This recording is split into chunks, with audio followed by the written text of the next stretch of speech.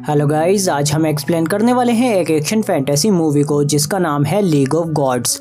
Movie की शुरुआत में हमें बताया जाता है कि सालों से अंधेरे और रोशनी के बीच जंग चल रही है। बुरे लोग अंधेरे की तरफ है और अच्छे इंसान रोशनी की तरफ। अंधेरे की तरफ के राजा है किंग जो।